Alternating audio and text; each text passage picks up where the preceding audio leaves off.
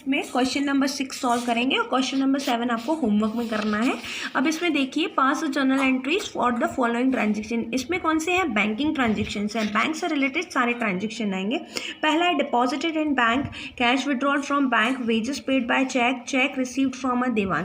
सबसे पहले मैं क्या करूँगी? Deposit in bank. अब इसमें आपको बस इतना ही दिमाग में लेना है, 2020 अप्रैल 1 deposit in bank. Deposit in bank यानी कि बैंक में मैंने पैसा डिपॉजिट किया, तो मेरे यहाँ से क्या हुआ? कैश गया। जब गया तो मतलब डिक्रीज हुआ, डिक्रीज हुआ मतलब कहाँ पर आएगा? CR में। अब बैंक, कहाँ पैसा गया है? बैंक में गया है, तो बैंक क्या है?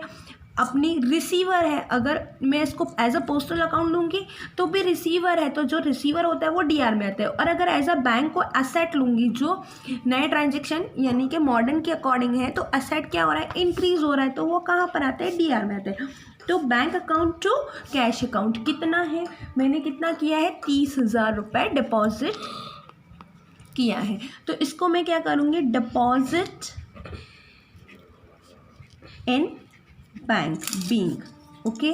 अब उसके बाद आपके कई बच्चों को ये प्रॉब्लम होती है कि मैडम इसमें तो हमारे पास से हमको सिर्फ अपनी चीज़ देखनी है, सामने वाले व्यक्ति की नहीं देखनी है। हमारे पास क्या हुआ? कैश का आया या गया, ठीक है, उसको अकॉर्डिंग देखनी है। अपना असेट बढ़ा या घटा, वो सारी चीज़ें देखनी है। अप्रैल 3 cash withdrawals from bank. Bank से मैंने पैसा निकाला। कौन सी तारीख को? अप्रैल 3 को पैसा निकाला है, ठीक है। तो अब मेरे पास क्या आया? मेरे पास कैश आया। मेरे हाथ में क्या आया? मेरे पास क्या है? कैश। तो कैश इंक्रीज हुआ मतलब DR। टू घटा क्या? बैंक, मतलब असेट घटा, तो क्या पर आ जाएगा? CR में आ जाएगा। ओके। कितना? 10,000 मैंने रुपए निकाला। अब इसमें मैं क्या करूँगी? बीइंग विड्रॉन, क्या लिखूंगी? Being withdrawn from bank. Okay. फिर नेक्स्ट क्या है? वेजेस पेड बाय चेक, ठीक है, वेजेस। अब अप्रैल 7 को क्या लिखूंगी? वेजेस। वेजेस क्या है? मेरे खर्चे हैं। खर्चे क्या हुए? इंक्रीज हुए हैं, ठीक है। तो मतलब वेजेस किए टू बैंक। बैंक क्या हुई है मेरी? मतलब चेक से किए, तो बैंक क्या हुआ? डिक्रीज हुआ। तो कितना किया हुआ है? 7,000 रुपये। ओके। ये पैड किए हैं मैंने। तो बीइंग वेजेस पैड। ओके। अब अप्रैल 10 चेक रिसीव्ड फ्रॉम दीवान। दीवान से मुझे चेक रिसीव्ड हुआ है 8,500 का, और डिस्काउंट अलाउड किया 500 का। Cheque is deposited in the bank on the same day. अगर सेम डे पर हम करते हैं तो मैं एज अ बैंक लिखती हूँ, ठीक है। अगर सेम डे पर नहीं होता है तो बैंक या कैश दोनों की एंट्री होती है, पर यहाँ पर सेम डे पे मैंने किया है तो बैंक अकाउंट DR, फिर कैश, फिर डिस्काउंट क्या किया है? मैंने अलाउड किया है। अलाउड किया है मतलब क्या किया है? मैंने उसको दिया है, मतलब मेरा क्या है? ये एक्सपेंसेस है। टू क्या घटा मेरा? घटा क्या? डेटर्स घटे। कौन से नाम के डेटर्स घटे हैं? दीवान नाम के, ठीक है। तो टू दीवान। कितना दिया था? 8,500 का चेक आया, 500 का डिस्काउंट दिया, मतलब टोटल कितना हो गया? 9,000, ठीक है। क्लियर हुआ? यहाँ पर being received check and allowed discount। Okay. फिर अप्रैल 12 एज पर द स्टैंडिंग। इसमें क्या लिखा है? As per the standing instruction bank paid telephone bill. इसमें क्या होता है कि बैंक को हमने एक इंस्ट्रक्शन ऑलरेडी दे के रखा है कि आपको इस दिनांक पर टेलीफोन बिल पे करना है, ठीक है। मतलब वो मेरा क्या है? टेलीफोन बिल मेरा क्या है? खर्चा है। ओके। तो उसको मैंने ऑलरेडी बोल के रखा है कि आपको टेलीफोन बिल इस दिनांक पे भरना है। तो टेलीफोन बिल मेरा खर्चा है, तो खर्चा कहाँ पर आता है? DR में। अब टू बैंक, बैंक क्या है? गिवर है। गिवर भी क्या हो जाती है? 2 में आती है ना, अगर पर्सनल अकाउंट पे। और अगर एसेट के अकाउंट में इसको मैंने देखा तो उसमें क्या हो जाएगा? टू बैंक घटी। तो कितना घटा मेरा? 1,000 रुपये। अब इसमें लिखेंगे being paid telephone bill as per instructions ठीक है। फिर क्या आएगा, अप्रैल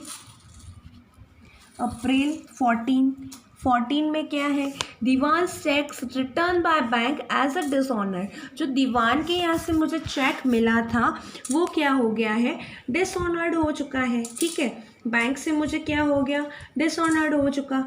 अब इसमें क्या बनेगा, इसमें आपको क्या करना है, चेक कितने का था, डिसऑनर जो हुआ है। ठीक है, अब इसमें जो चेक हुआ दीवान का, तो दीवान क्या थे मेरे डेप्टर्स से, वापस से वो क्या हो गए, खड़े हो गए। तो दीवान अकाउंट टू बैंक अकाउंट, क्योंकि बैंक घटा अभी। ठीक है, कितने का घटा है, 8,500। चेक कितने का था, 8,500 का था।